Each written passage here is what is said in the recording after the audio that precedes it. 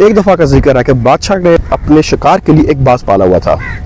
باز ایک دن اپنی روزمرہ کی روٹین سے تنگ آ گیا اور وہ اس کے محل سے بھاگ گیا۔ جنگل میں جا کے اس نے ایک بڑھیا کی چھوٹی سی جھونپڑی میں پناہ لی۔ بڑھیا نے باز سے کہا، کیا تیرے مالک نے آج تک تیرے ناخن نہیں تراشے؟ کتنے لمبے ہیں اور بھیانک ہے۔ اس نے اس کے پنجے کاٹ دیے۔ پھر بڑھیا نے دیکھا اور کہا کہ کیا تیرے مالک نے آج تک تیری چونچ نہیں تراشی؟ کتنی بے ڈھنگی اور نکیلی ہے۔ ادھر آ، میں تیری چونچ بھی تراشوں اور اس کو خوبصورت بناؤں۔ اور ساتھ ہی نظر باز کے پروں پہ پڑی اور اس نے کہا کہ تیرے بال بھی لگتا آج تک تیرے مالک نے نہیں کاٹے، اور اس کے پر کاٹ دیے۔ ابھی یہ سارا ماجرا چل ہی رہا تھا کہ بادشاہ کے سپاہی وہاں پہنچ گئے۔ بادشاہ کے سپاہیوں نے باز کو پکڑ کے بادشاہ کی خدمت میں حاضر کیا۔ بادشاہ نے جب باز کی یہ حالت دیکھی تو اس سے بڑھیا سے تو کچھ نہیں کہا، لیکن باز سے کہا کہ پتہ ہے، جانتا ہے تیری یہ حالت کیوں ہوئی؟ کیونکہ تو نے اپنا مقام و مرتبہ چھوڑ دیا اور وہ کام چھوڑ دیا جس کے لیے تو بنایا گیا تھا۔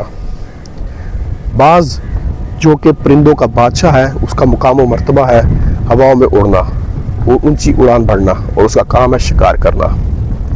تو جب کوئی شے اپنے مقام و مرتبے سے نیچے اتر آتی ہے اور اپنا اصل کام چھوڑ دیتی ہے تو اس کی قسمت میں تباہی لکھی جاتی ہے۔ اور یہی حال آج کل کے مسلمانوں کا ہو رہا ہے۔ مسلمانوں نے اپنا مقام و مرتبہ چھوڑ دیا، اپنی پہچان چھوڑ دی اور اپنا کام چھوڑ دیا۔ ان کے مقام، ان کا مرتبہ قرآن پاک ہے، ان کی پہچان سنت ہے، اور ان کا کام ہے اللہ تعالیٰ کے دین کا غلبہ۔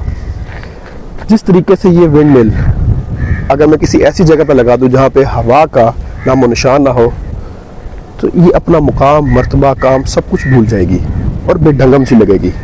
اسی طریقے سے آج کل کے جو مسلمان ذیل و خوار ہو رہے ہیں، اس کی سب سے بڑی وجہ ہے کہ انہوں نے اپنی پہچان، اپنی شناخت کھو دی ہے۔ مسلمانوں جاگو، یہی وقت ہے۔